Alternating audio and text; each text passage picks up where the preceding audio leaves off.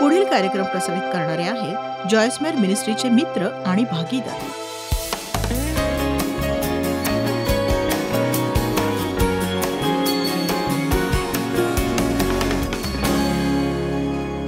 पुष्कळसे ख्रिस्ती लोक अर्धवट बंधनात आणि विजयात जगत असतात. येशूने कुठलीही गोष्ट आपल्याला अर्धवट मिळावी म्हणून मरण पत्करलं नाही. आपण सगळ्यातून पार जावं हे त्याला हवंय. कधीतरी कुठेतरी तुमचं मन अडकल्याचं जाणवतंय का? जिथून तुम्ही बाहेर पडता तिथेच परत जायला तुम्हाला नक्कीच आवडत नाही, पण तुम्ही शेवटपर्यंत बाहेर पडाल असं वाटत नसतं का तुम्हाला? मलाही असंच वाटायचं. म्हणजे हे देवा, मी माघारी जाऊ नये म्हणून तू पुष्कळ काही केलेस, पण मलाच खात्री नाही की मी यातून पार जाऊ शकेन की नाही. तुम्ही सामान्य राहू नका, कोमट राहू नका.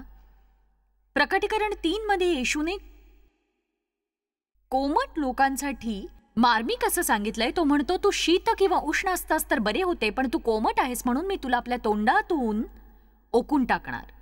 मला असं वाटत नाही कोमट लोक त्यांच्या तारणाला मुकतील असं, पण मला असं वाटतं देवासाठी ते बेचव असेल तेव्हा आपण त्याच्यामध्ये पेटलेले नसतो किंवा देवाबाबतीतलं काही कर्तव्य नसतं. मी A.B. सिम्पसन या लेखकाची पुष्कळ पुस्तकं वाचली आहेत, जो सुमारे 100 वर्षापूर्वी देवाघरी केला देवासोबत राहण्यासाठी. त्याने सांगितलेल्या एका गोष्टीने मी प्रभावित झाले, ती म्हणजे आत्म्याने भरलेलं असणं याचं पहिलं लक्षण म्हणजे उत्साह. मला हे आवडतं. आत्मिक प्रौढपणासाठी आपण उत्साही असायला हवं. देवामध्ये वाढण्यासाठी उत्साही असावं. आपल्याला उत्साही असण्याची गरज आहे. स्वत्वाला मारण्यासाठीही, कारण ज्या प्रत्येक वेळी आपण स्वत्वाला मारतो आपण थोडेसे मुक्त होतो. थोडा अधिक आपण देवाला गौरव देऊ शकतो. अधिक गौरव. आज्ञापालनाविषयी आपण उत्साही असावं. बघा, जेव्हा मी सभेत असं सांगते की आज मी स्वनियंत्रण आणि आज्ञाधारकतेविषयी बोलणार, तेव्हा किंवा इतर कशाही पेक्षा 15,000 बायकांना कुरकुर करताना मी ऐकते नेहमी. सभागृहातले सगळेच जण मला तक्रार करताना पुटपुटताना दिसतात.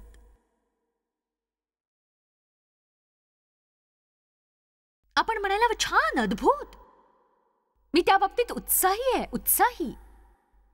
प्रकटीकरणात बायबल सांगता आपल्याला देव सुधारित असताना आणि परीक्षा बघत असतानाही आपण त्या बाबतीत उत्साही असावं, नैराश्यामध्ये राहण्याशिवाय. दुसरी कोणती अशी जागा नाही जिथे वाटत राहतं की इतर प्रत्येक जण, इतर दुसरे कोणीतरी ही समस्या आहे, पण खरं तर ती आपण असतो. येशूचा असा उद्देश नव्हता की त्याच्या देत असलेल्या उत्तम मार्गात आपण अर्धवट पोहोचावं. बघूया इब्री 6:11.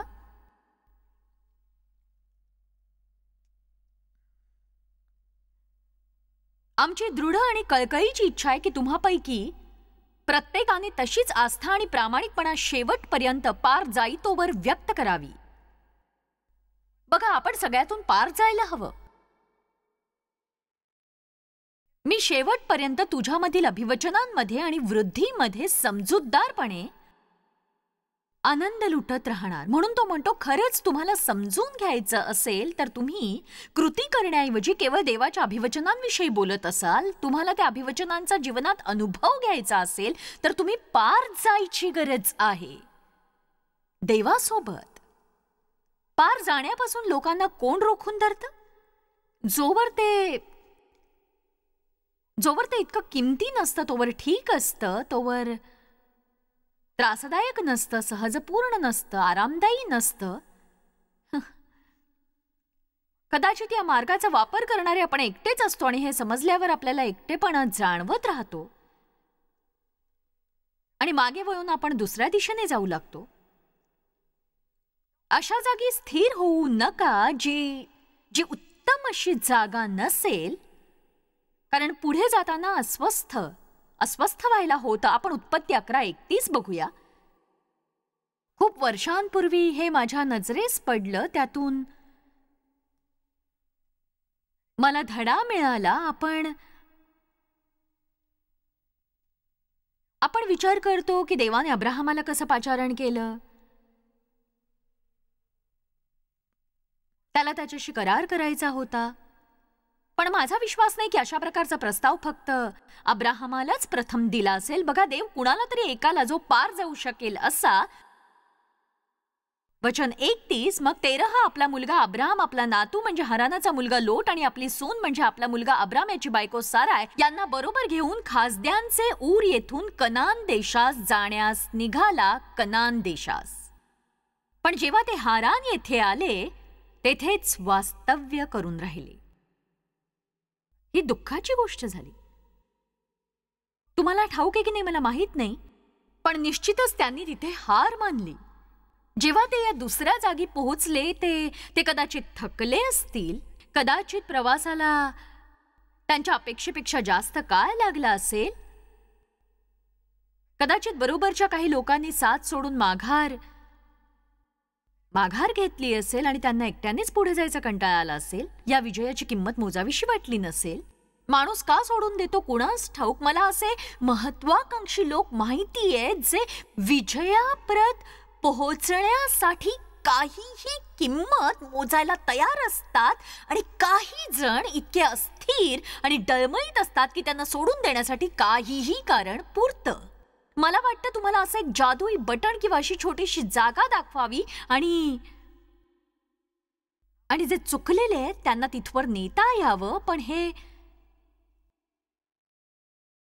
असं काही असतं जे तुमच्या आत असतं, जे केवळ देवात आणि तुमच्यात असतं आणि निर्णय केवळ तुमचा असतो. आणि म्हणूनच बायबल म्हणतं, मी तुमच्या पुढे जीवन आणि मृत्यू ठेवलंय, तुम्ही जीवनाची निवड करा.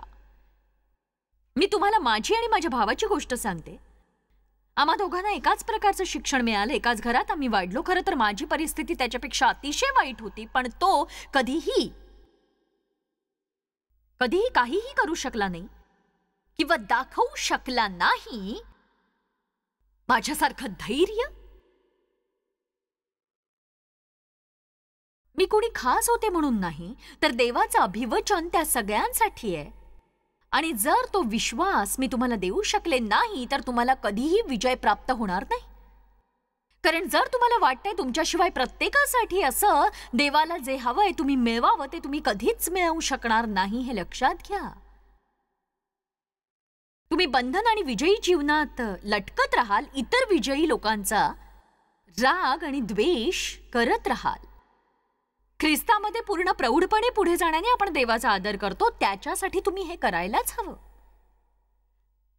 आपण परिस्थितीतून पार जाण्याने देवाचा सन्मान करतो. रोमकरास 8:29 म्हणतं, त्यांनी आपल्या पुत्राच्या प्रतिप्रमाणे बनावे म्हणून त्यांना आगाऊच नेमून ठेविले. आगाऊच नेमून ठेविले. बायबल आपल्याला माती आणि देवाला कुंभार असं म्हणतं. आणि मी जर एक चिखलाचा लहानसा गोळा असेन तर या क्षणी माझ्यासोबत फार काही स्वस्थ असं घडणार नाही.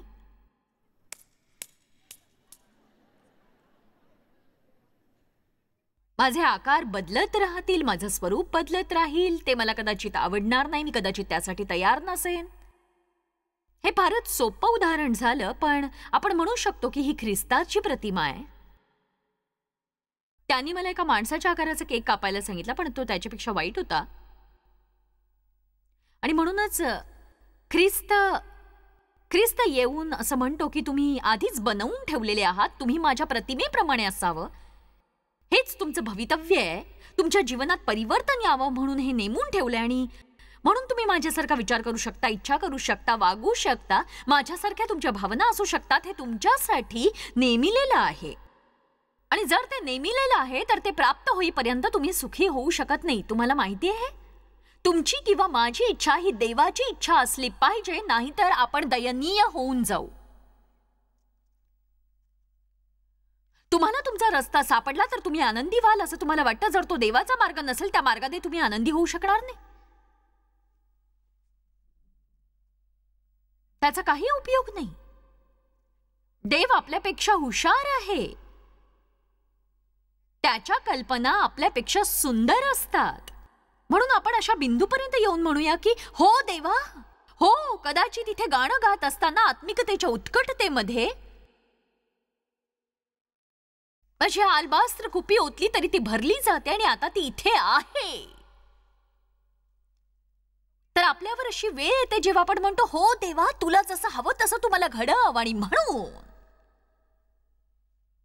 धन्यवाद देते. आता फक्त एक समस्या आहे, ती म्हणजे यातून मी जाण्याची, यासाठी एकच व्हायला हवं, ते म्हणजे हा स्वभाव जायला हवा, बुरसटलेले विचार जायला हवेत, अति तोंडाळपणा आणि स्वार्थी स्वकेंद्रीपणा जायला हवा, राग, अक्षमाशीलता, हे सगळं निघून जायला हवं पूर्णपणे. कसं ते मला माहित नाही, पण हे जायलाच हवं. आणि शेवटी आपण असे आहोत.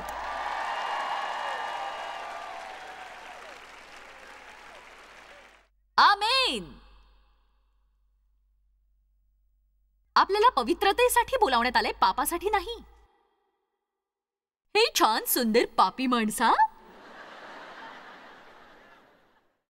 नाही. बायबल सांगतं तुम्हाला सर्व शक्तिमान देवाचे महान याजक व संत म्हणून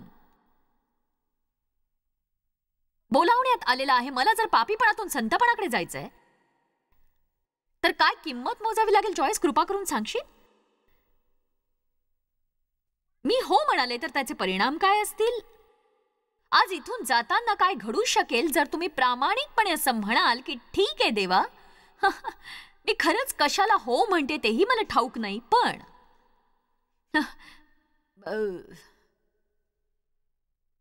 माझ्यात असं म्हणायची क्षमता आहे का? मला तुझ्या प्रतिमेनुसार घडव, मला तुला हवं तसं बनव. जर मी तुझ्या इच्छेविरुद्ध काही मागितलं असेल तर ते मला देऊ नकोस देवा. तुझ्या इच्छेप्रमाणे होऊ दे, माझ्या नव्हे. जर तुम्ही असं म्हणाल, एकदाच तुम्ही हे म्हणाल आणि माघार घेणार नाही, म्हणजे देवाला असे केलेले अंतिम करार आवडतात. तुमचा शब्द हा एक करार असतो, तुम्ही बोलता आणि तसंच ते होऊन जातं. तो कार्य करू लागतो. आणि जर तो दुसऱ्या कुठल्या तरी दिवशी कार्य करू लागला असता तर आपल्याला बरं वाटलं असतं, पण तो लगेच कार्य करू लागतो. आणि मग पुष्कळदा आपण विचार करतो, या जगात इतरांपेक्षा माझंच काहीतरी बिघडलंय का? मी देवला म्हणायचंय, देव तुझ्या बाबतीत काही करतोय का? तो म्हणायचा, मला नाही वाटत असं. आणि माझं असं व्हायचं की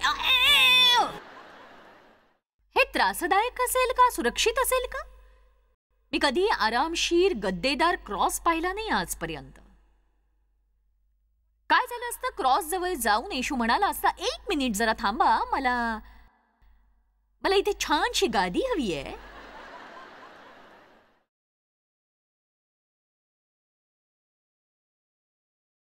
बघा, क्रॉसचा अर्थ मरण असा आहे, पण पुनरुत्थान हाही त्याचा अर्थ आहे. वधस्तंभाकडे पाहिल्यावर आपण काय विचार करतो? आपण केवळ पुनरुत्थानाचाच विचार करू शकत नाही. रविवारसाठी देवाचे आभार, पण रविवारसाठी शुक्रवार येऊन जाणं गरजेचं आहे. तुम्ही शुक्रवार टाळून रविवारकडे पोहोचूच शकत नाही. म्हणजे सोमवार, मंगळवार, बुधवार, गुरुवार, शुक्रवार, शनिवार आणि मग रविवार.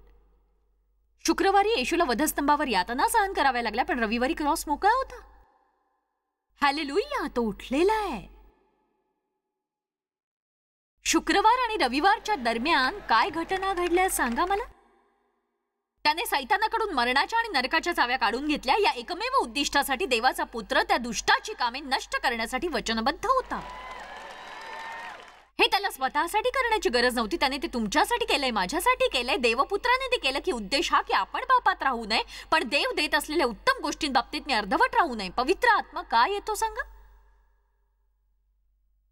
तर मला देवासह पार जाण्यासाठी सामर्थ्य प्राप्त व्हावं म्हणूनच येतो तो.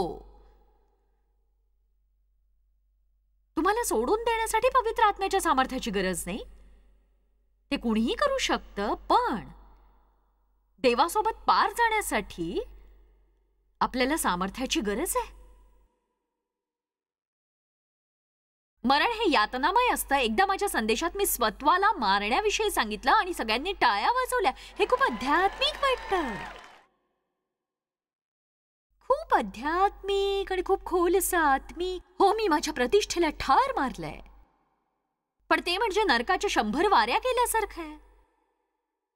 अशा बिंदूपर्यंत ज्याला मला एवढी पर्वा नाही की लोक आता काय बोलतील किंवा काय सांगतील. मी देवा मागेच जाणार, तो सांगतो तसंच करणार, जणू या जगात माझ्यासाठी दुसरं कुणीही नाहीये.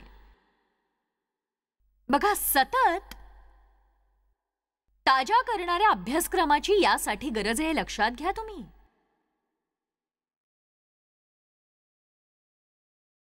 मी सांगते तुम्हाला, माणसाला भीती इतकी छळते, इतकी त्रास देते की प्रत्येक वेळी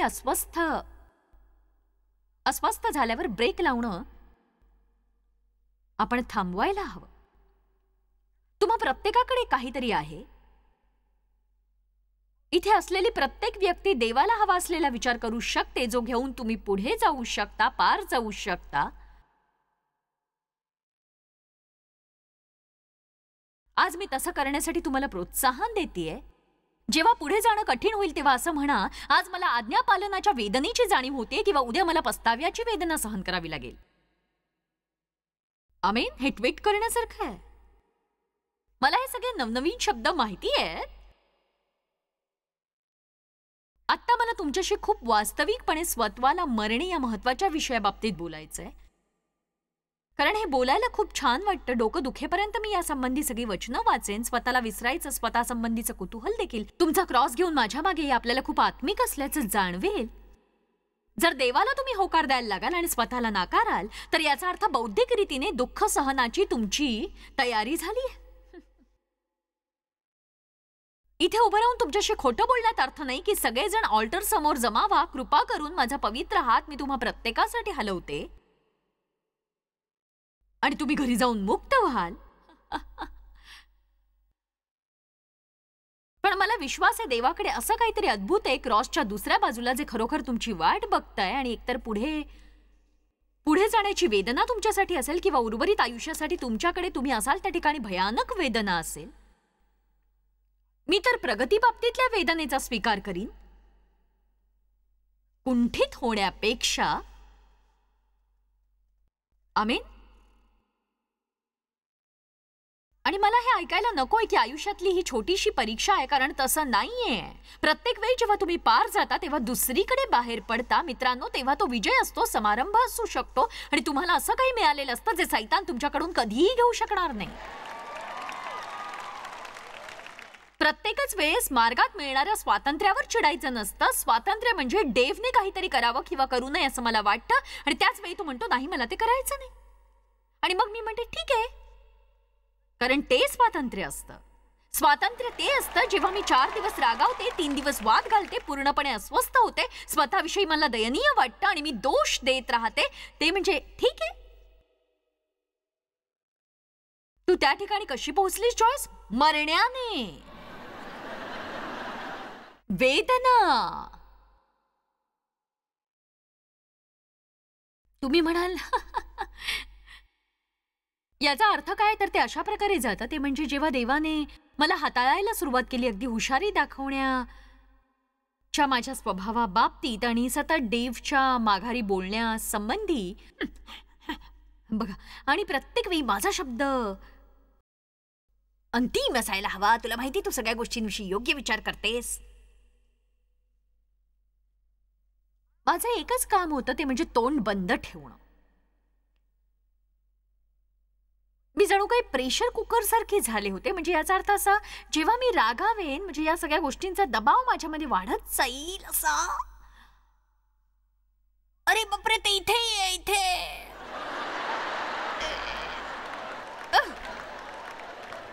ते जणू,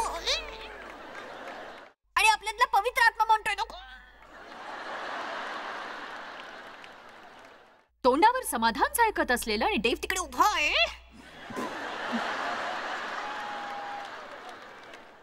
आता बघूया काय होतंय जर मी वचावचा करत राहिले. यामुळे दबाव कमी झाला,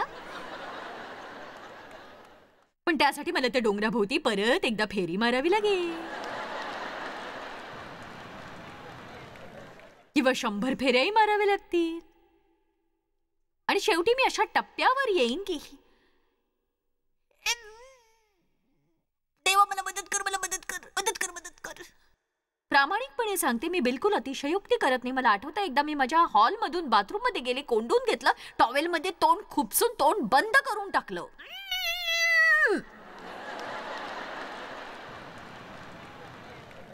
हो, मी असं केलंय. खरं तर मला खूप वाईट पद्धतीने बोलायचं होतं आणि देव मला सांगत होता, माघारी बोलू नकोस, माघारी बोलू नकोस, असं काही करू नकोस, नको करूस. आणि पुढे जाऊन जेव्हा मी तसं करू लागले, ती भावना थोडीशी मृतवत झाली. कारण ज्याला तुम्ही खाऊ घालत नाही ते मरण पावतं. आणि प्रत्येकच वेळी आपण तसं करतो, आपण खाऊ घालत असतो. असंच काहीचं बायबलचं म्हणणं आहे की तुम्ही स्वतःला नाकारा. याचा अर्थ असा नाही की तुम्ही नेल पॉलिश लावू नका किंवा पेडिक्युअर करू नका किंवा नवीन कानातलं घालू नका. जर तुमचं अगदी कंटाळलेलं जीवन असेल, स्वतःला नाकारणं म्हणजे देव जर तोंड शिवायला सांगतोय किंवा वाईट स्वभाव सोडून द्यायला सांगतोय, तर तुम्ही तसं करा. जर देव कुणाला क्षमा करायला सांगतोय, तर 10 आठवडे त्याच्याशी वाद घालू नका, जाऊन तसं करा. वाह, हालेलुया. मन एकाग्र करा आणि एकाग्रच राहू द्या. मला कलस्यकरास 3 आवडतं. एकाग्रतेने वरील गोष्टींकडे मन लावा. मन एकाग्र करण्यात माझा नवरा खरंच महान आहे.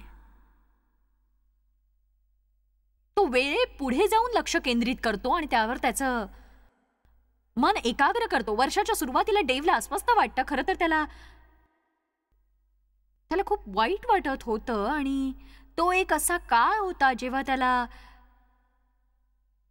खरंच खूप भरून आल्यासारखं अस्वस्थ वाटत होतं. आणि जे तो काबूत ठेवू शकत नव्हता, नियंत्रित करू शकत नव्हता. हा काही त्याचा स्वभाव नव्हता. आणि या बाबतीत खरंच खूप चर्चा झाली. आणि आम्ही सगळ्या टेस्ट वगैरे केल्या, सगळ्या चाचण्या केल्या आणि आम्हाला समजलं की त्याची साखर वाढलेली आहे. आणि म्हणून आता अचानक कमीत कमी 6 महिने तरी त्याला साखरेचे सगळे पदार्थ टाळायला हवेत. आणि आधीच त्याला 3 महिने निघून गेले होते या सगळ्या त्रासात. जोवर देव माझा साक्षी, मी सत्य सांगते, मी कधी ऐकलं नव्हतं की माणूस पुटपुटतो, तक्रार करतो किंवा हळूहळू बडबडतो. कारण काय, तर त्याला साखर मिळत नाही म्हणून. किंवा अशी बडबड किंवा तक्रार त्याने कधीही केली नाही. मी त्याला म्हणायचे, तुला साखर हवी आहे का? नाही. तो म्हणाला, काय उपयोग आहे, मला खायची नाहीये ना.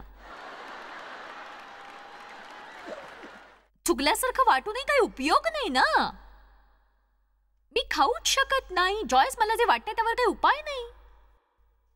पण बघा, आपल्या विचारांचं आणि भावनांचं नातं असतं. म्हणून जेव्हा तुम्ही योग्य प्रकारे मन एकाग्र करता, बाकीच्या गोष्टी त्यानुसार घडत राहतात. आणि तो खूप वास्तववादी आहे. म्हणजे असं की मला साखर खायची नाही, तर मी साखर खाणार नाही. मी म्हटलं, ठीक आहे, आपण वृद्ध होत चाललोय, गोष्टी पूर्वीसारख्याच नाही आहेत. आणि म्हणून मग मी त्याला विचारलं की तुला काय वाटेल जर तू कधी भविष्यात गोल्फ खेळू शकला नाहीस तर? तो म्हणाला, मी आधीच विचार करून ठेवलाय त्यावर. तो म्हणाला, मी मनात ठरवून ठेवलंय, जर मला गोल्फ खेळता आलं नाही तर मी दुसरं काहीतरी करीन. म्हणजे बघा, तो विजयासाठी आधीच तयार आहे.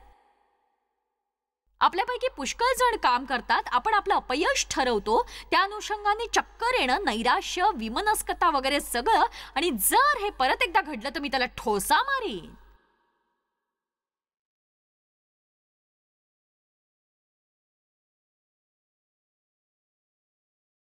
देवामध्ये तुम्हाला प्रौढ व्हायचं असेल, पापातून बाहेर पडून पवित्र व्हायचं असेल, तर तुम्ही मन एकाग्र करा. हे सोपं काम नाही. त्यासाठी किंमत मोजावी लागते. त्रास झाला तरी देवासोबत यातून पार जायलाच हवं. त्याला अभिमान वाटावा अशी कुणीतरी मी होणारच. देवाच्या चेहऱ्यावर सस्मित आणणारी कुणीतरी मी होणारच. अपयश आणि यश यामध्ये मी गटांगळ्या खात राहणार नाही. मी सगळ्यातून पार जाईन. चला, आज कुणी असा आत्मा माझ्यासोबत येऊ इच्छितो का? मी देवासोबत सगळ्यातून पार जाणार. देवासोबत खरोखर हे जाणून घेणं खूप अद्भुत असतं की आपल्याला बंधनात आणि विजयात अर्धवट घुटमळावं लागणार नाही. वास्तविक त्याच्यामध्ये संपूर्ण आत्मिक प्रौढतेसाठी चिकटून राहण्याने आपण त्याचा सन्मान करतो, त्याला जे वाटतं तसं आपण बनून.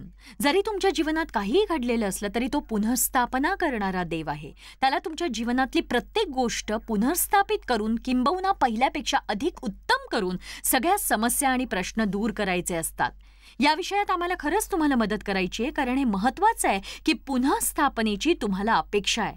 मी असं म्हणत नाही हे सगळं काही एका रात्रीत घडेल, कधी कधी तर आपल्या अपेक्षेपेक्षा जास्त वेळ लागतो, पण चांगली बातमी अशी, विजयाकडे तुमची वाटचाल होतीये आणि कुठेतरी अर्धवट तुम्हाला अडकून राहायची गरज नाही. विजयाप्रत तुम्ही जाऊ शकणार आहात.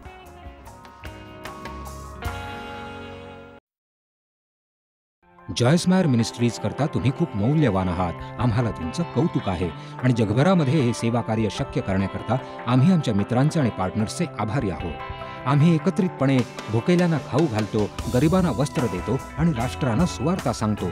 तुमच्या प्रार्थनेच्या विनंती करता आमच्याविषयी आणखी माहिती मिळवा. जॉयसच्या कॉन्फरन्सच्या तारखा पहा आणि ख्रिस्ताची प्रीती जगभरामध्ये पसरवण्याकरता आमचे सहभागी व्हा. याचा सर्व खर्च जॉयस मेयर मिनिस्ट्रीचे मित्र आणि भागीदार करत आहेत.